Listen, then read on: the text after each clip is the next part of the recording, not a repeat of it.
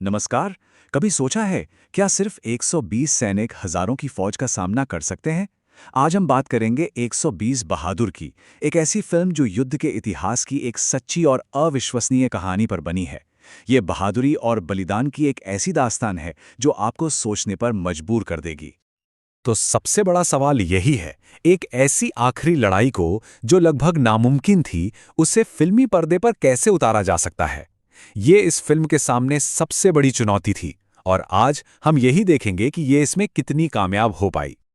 चलिए, सबसे पहले ये जानते हैं कि इस फिल्म के पीछे की असली कहानी क्या है। वो कौन सी दिल दहला देने वाली घटना थी जिसने 12 बहादुर को जन्म दिया? तो बात है 1962 के भारत चीन युद्ध की और जगह थी रेजैंगला। सोचकर देखिए, 13 कुमाऊं रेजिमेंट के सिर्फ 120 भारतीय सैनिक एक दूर दराज के बर्फीले पहाड़ी दर्रे पर हजारों दुश्मन सैनिकों के खिलाफ डटे हुए थे। ये हमारे सैन्य इतिहास के सबसे साहसी पन्नों में से एक है। और फिल्म इसी सच्ची घटना को एक कहानी में पिरोती है। ये सिर्फ लड़ाई के बारे में नहीं है, बल्कि उन इंसानी रिश्तों, उस भाईचारे और उन भावनाओं के बारे में है जो उस मुश्किल घड़ी में और भी मजबूत हो गए थे। तो सवाल यह है कि क्या फिल्म इस कहानी के साथ न्याय कर पाई? आइए देखते हैं कि पर्दे पर क्या चीजें हैं जो वाकई में कमाल की हैं और क्रिटिक्स को भी पसंद आई।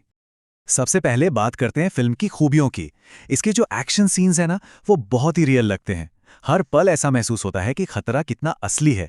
ये सिर्फ एक्शन नहीं, बल्कि उन सैनिकों के बीच के भाईचारे और मानवीय पलों को भी बहुत अच्छे से दिखाती है। और खास बात यह है कि सेना के कई वेटरन्स ने भी इसकी प्रामाणिकता की तारीफ की है। इस फिल्म का एक बहुत बड़ा प्लस पॉइंट है इसकी सिनेमेटोग्राफी।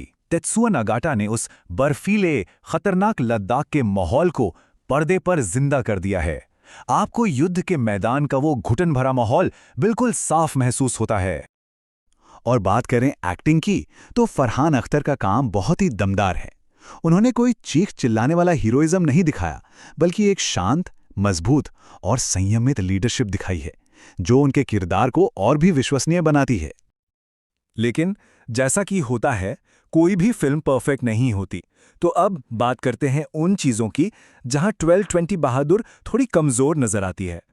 यहां एक अजीब सी बात है। एक तरफ जहां लड़ाई के सीन आपको सीट से बांधे रखते हैं, वहीं दूसरी तरफ फिल्म का फर्स्ट हाफ काफी स्लो लगता है। कहानी के बीच में जो इमोशनल फ्लैशबैक आते हैं, वो कई बार कहानी की रफ्तार को धीमा कर देते हैं और थोड़े खिंचे हुए से लगते हैं। और सबसे बड़ी आलोचनाओं में से एक ये है कि फिल्म का इमोशनल कनेक्शन कई बार बन नहीं पाता। मतलब कहानी में दम तो बहुत है, लेकिन वो जुड़ाव जो दर्शकों को महसूस होना चाहिए, वो कई जगहों पर मिसिंग लगता है। अच्छा, फिल्म की कहानी और मेकिंग से हटकर एक और बड़ी चुनौती है विवाद।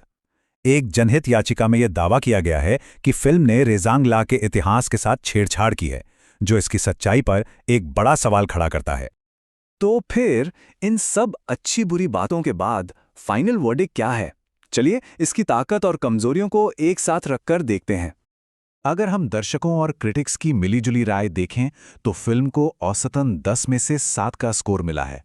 मतलब एक अच्छी फिल्म है, पर कोई मास्टरपीस नहीं। तो कुल मिलाकर हम ये कह सकते हैं कि 120 बहादुर असल जिंदगी की बहादुरी को एक सच्ची और विजुअली दमदार श्रद्धांजलि है। ये उन हीरोज का सम्मान करती है, भले ही ये उन इमोशनल ऊंचाइयों को न छू पाई हो जिनका ये लक्ष्य रखती थी। तो अब सवाल आता है कि ये फिल्म किसे देखनी चाहिए? देखिए, अगर आपको हिस्टोरिकल वॉर ड्रामा और बलिदान की कहानियां पसंद हैं तो ये फिल्म आपके लिए है। लेकिन अगर आप एक फुल ऑन एक्शन से भरी ब्लॉकबस्टर या बहुत गहरे किरदारों वाली कहानी की उम्मीद कर रहे हैं, तो शायद आपको थोड़ी निराशा हो सकती है। और यहीं पर एक बड़ा सवाल उठता है, क्या कोई फिल्म एक परफेक्ट ड्रामा न होते हुए भी एक श्रद्धांजलि के तौर पर सफल मानी जा सकती है? और क्या इस तरह की फिल्मों का असली मकसद सिर्फ मनोरंजन है, या उन नायकों को याद करना भी है जिनकी कहानी शायद हम भूल चुके हैं?